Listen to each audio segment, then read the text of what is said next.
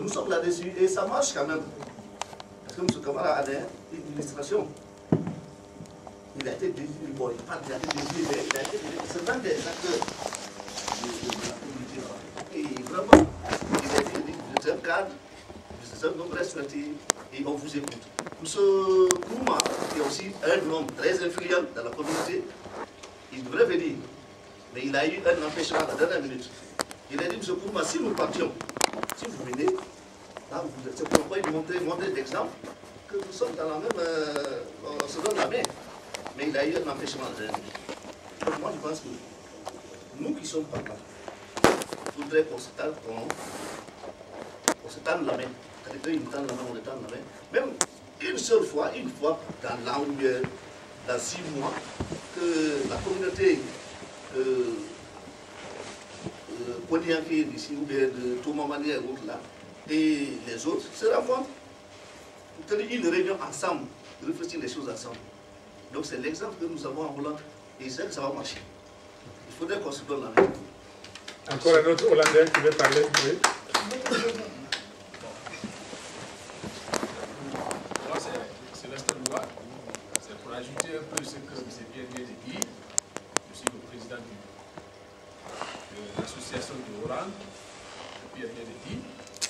Et nous, on a déjà, moi je suis là pour la paix.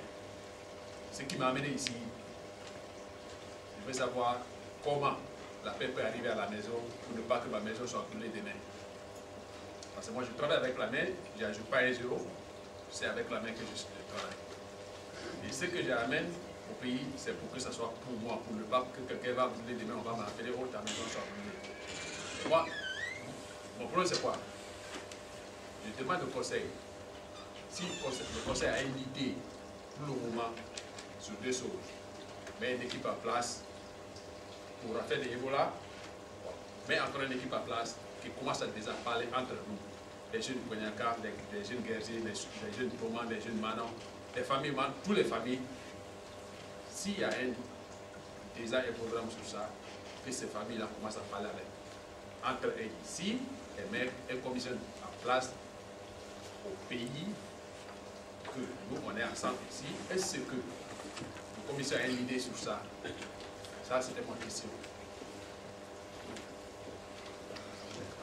Ok. Il y a une commission. Oui. Oui. Ok, oui, on va écouter. Oh, bon. Oui.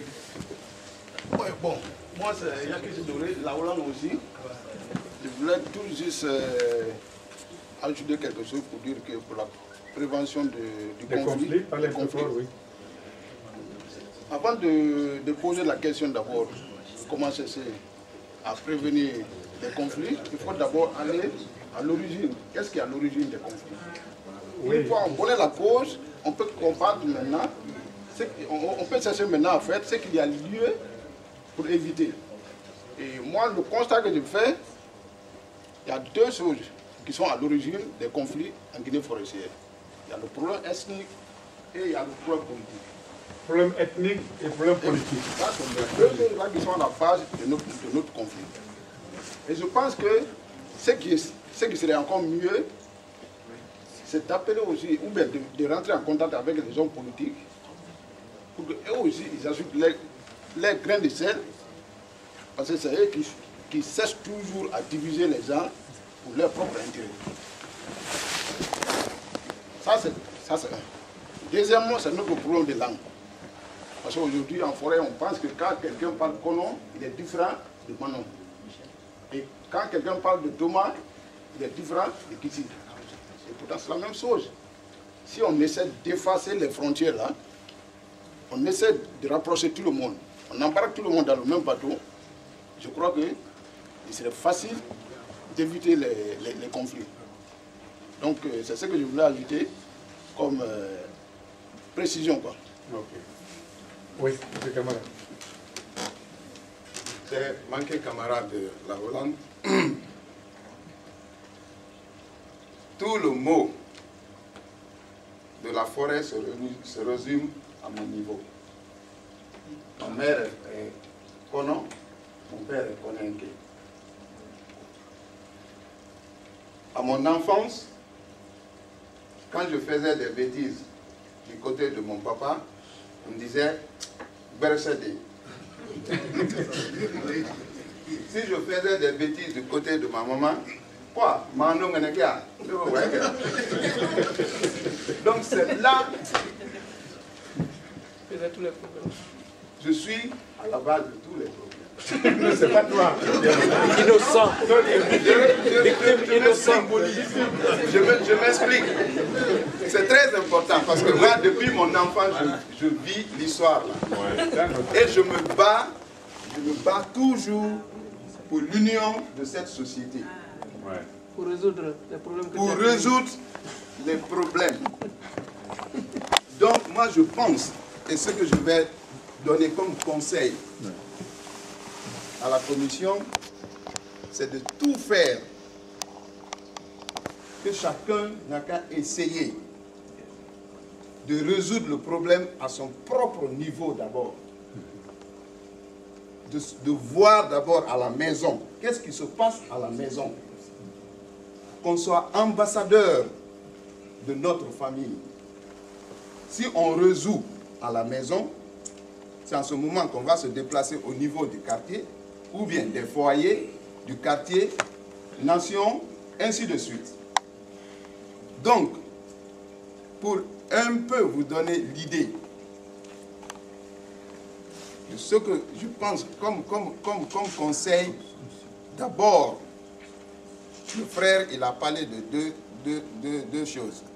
Il a dit problème de langue et Problème politique. problème politique. Moi, j'ajoute la religion. Oui. La religion. Ouais. J'ajoute la religion.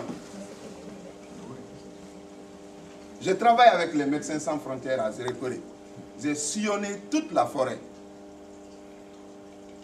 Mais dès que je vais dans une communauté, mais Dieu merci, je parle au moins les différentes langues, je rentre, je vois le chef de village, dès que je lui parle malinké, si c'est dans la zone forestière, je ne suis pas reçu.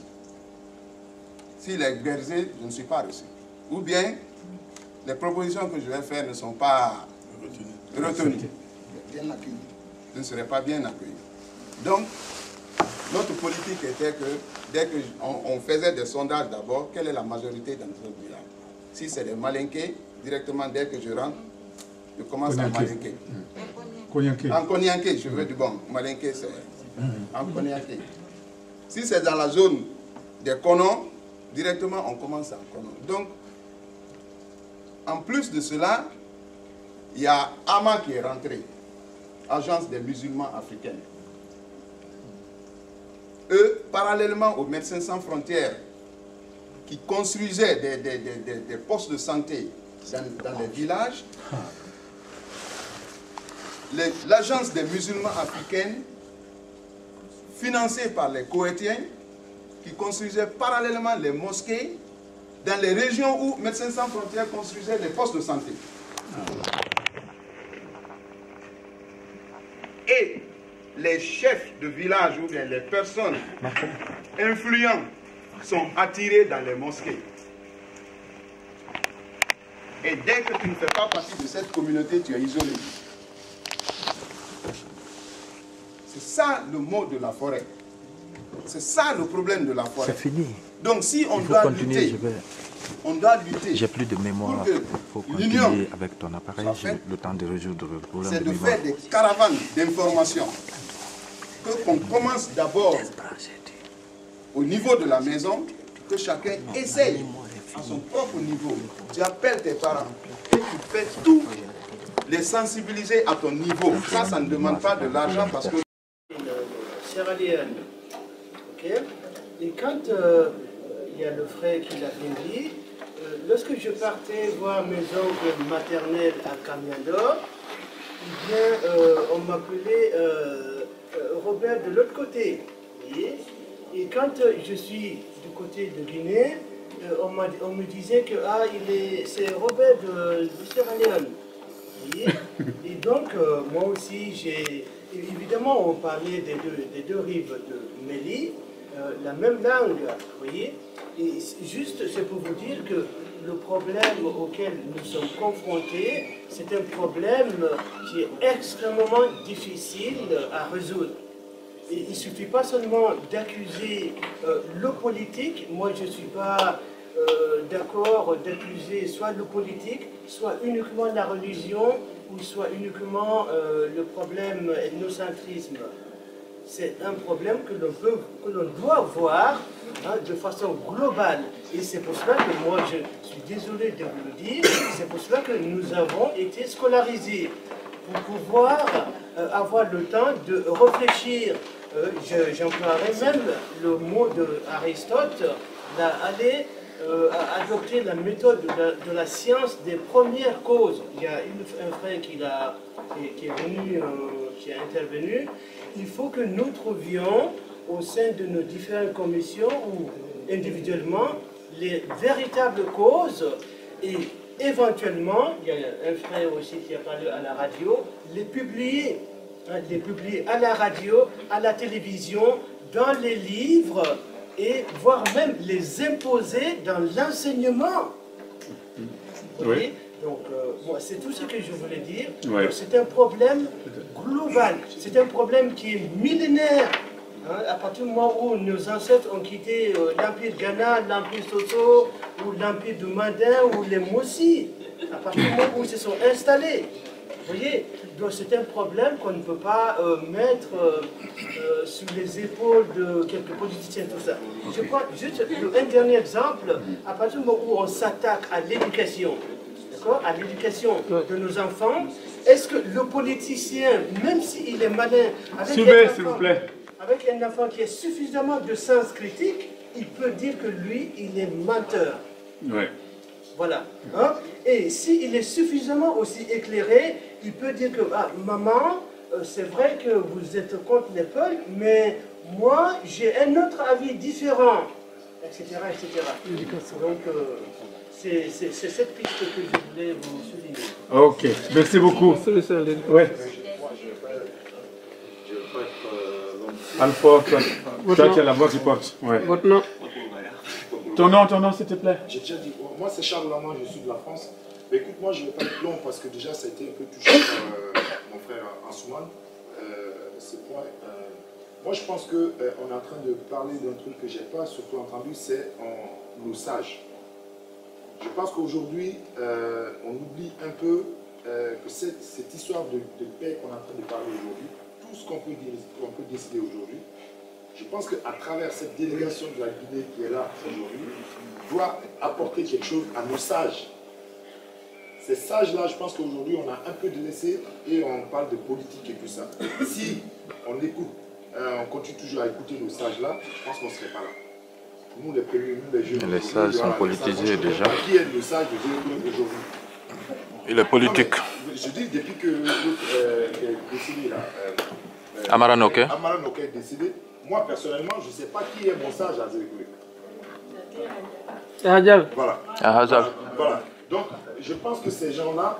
Donc c'est toi-même le problème. Aujourd'hui, mieux placés. Tu connais pas ton sage. De nous apporter plus de la paix.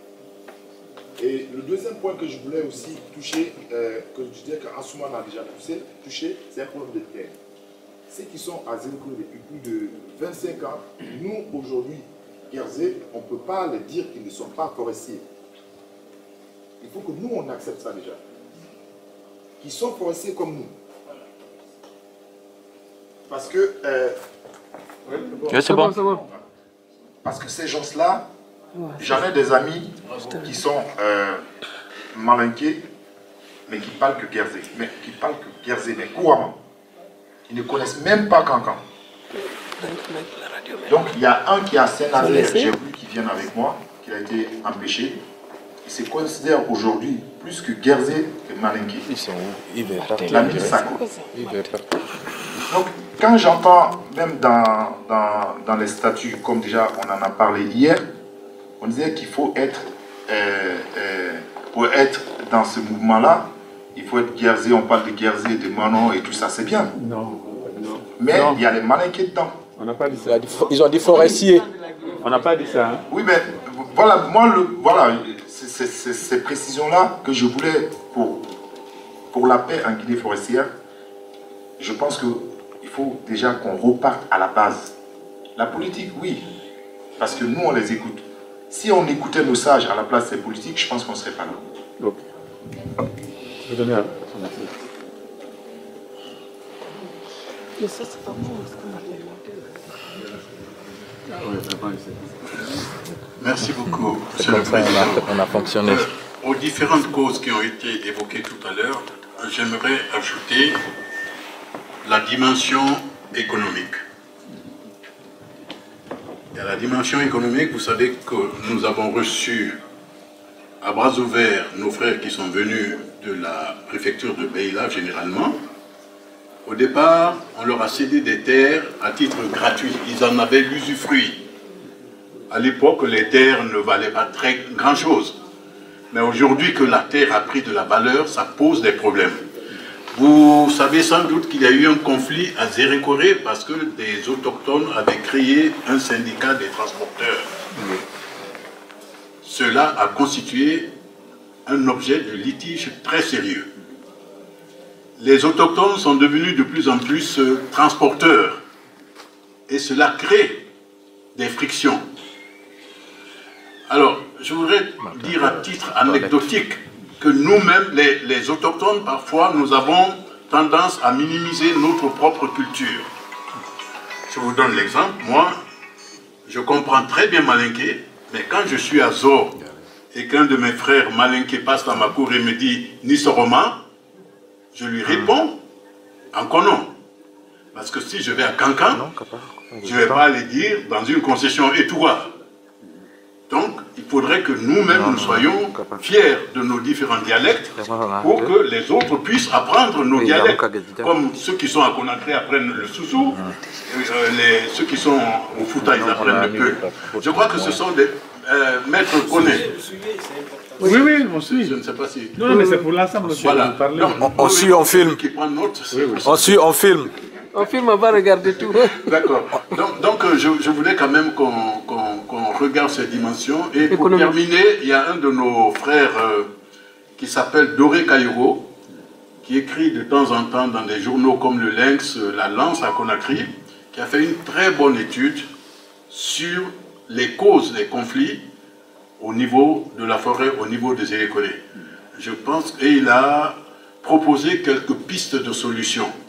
J'engage les uns et les autres à voir cette contribution de Doré Kayoro. Moi, j'en ai une copie que je peux éventuellement mettre à la disposition du comité. Merci. Merci. Okay. Les enfants là. Roger. Je crois qu'on peut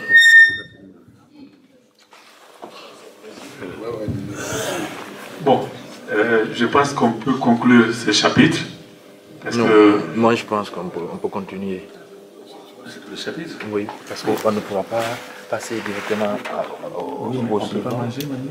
Il n'y en a pas. Chacun va aller manger alors. Ah, d'accord. Mais les femmes sont en train de bouger maintenant. Il y a une proposition. En fait, là, je crois que les gens ont faim.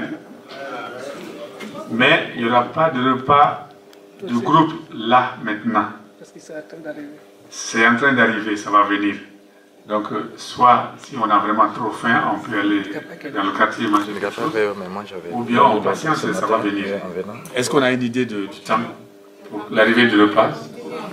Dans 1h30, 2 heures. Donc, moi, ce que je voulais dire à propos de ces conflits, c'est que c'est un problème effectivement éminemment politique. Hein. Ça, il ne faut pas le nier. C'est un problème politique. Pourquoi je dis que c'est un problème politique? Parce que tous nos dirigeants de tous les régimes successifs ont fait preuve de ce que l'on appelle l'impunité. C'est-à-dire si un jour on avait réellement fait des jugements selon les règles de l'art. Allô? Oui. Selon les règles de l'art, pour établir des responsabilités quant aux provocations qui ont contribué à l'éclosion de ces conflits et que les responsables soient reconnus comme tels qu'ils soient punis selon la loi guinéenne. Si à chaque conflit, on avait réussi à le faire, je crois que ça aurait découragé les suivants qui auraient tenté de provoquer. Mais tant qu'un conflit va survenir, on dit « Ah non, c'est la même famille, on se donne la main », ça devient, disons, un règlement de superficie. Les vrais problèmes restent en dessous. Les responsables même, ceux qui ont été coupables d'assassinat, ceux qui ont encouragé les assassinats, tous ces gens restent impunis. Je crois que tant qu'on est dans cette situation-là, ça va revenir parce qu'ils savent que même s'ils tuent 100 personnes, les tueries dont nous parlons, c'est les problèmes les plus graves qui peuvent exister dans une société. Mais tant qu'ils savent que nos gouvernements ne considèrent pas ça comme une faute grave, comme une atteinte à la dignité humaine, tant que ce n'est pas considéré comme ça, il y aura toujours d'autres personnes qui seront encouragées à revenir encore provoquer des conflits.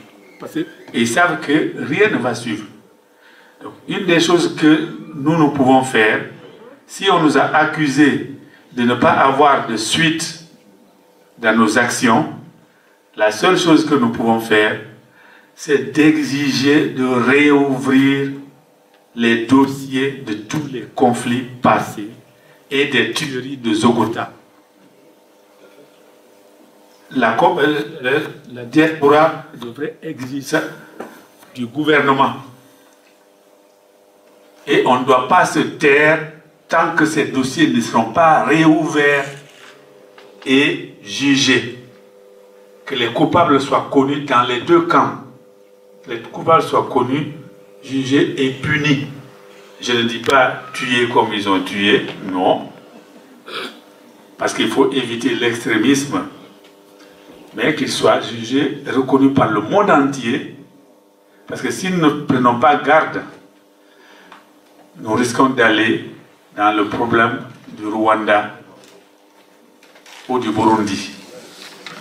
Voilà. Donc, c'est notre devoir d'exiger que les jugements soient faits. Ça, c'est important. Ensuite, il se dessine aujourd'hui nettement deux groupes parmi nous. Bon, je ne cite pas les gens, mais il se dessine carrément deux groupes parmi nous. Il y a le groupe des jeunes qui sont très fougueux. Ça, je les comprends. C'est leur rôle aussi d'animer les débats et d'être exigeants.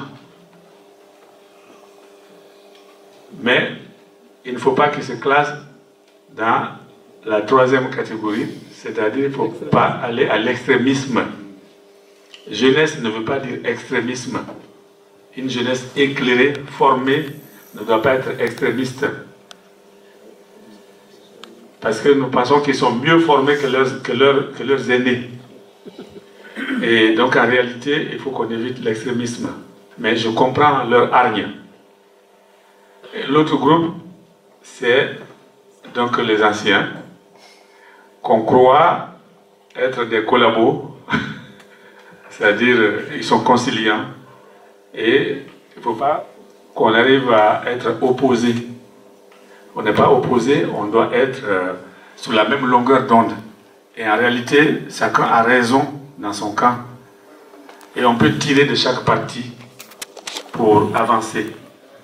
Donc, en action concrète, il faudrait que la Commission de justice et paix sorte un document qui va être remis au président de la République de Guinée pour exiger la réouverture de tous les dossiers des conflits et de toutes les tueries qui ont eu lieu en Guinée forestière. Si cela est fait, je pense qu'on va fermer la bouche à tous ceux qui voudraient se lever après pour recommencer les mêmes erreurs. Voilà. S'il vous plaît, juste un petit mot pour ajouter à ce que dit le modérateur. En ce qui concerne effectivement la résolution de conflits. Et En fait, moi, ce que je voudrais ajouter, c'est de demander à tout un chacun de nous ici, notamment à nos sages qui sont ici, d'essayer de sensibiliser nos frères et sœurs qui sont proches. Parce que je m'adressais aux sages. S'il vous plaît. Oui, c'est pas vrai.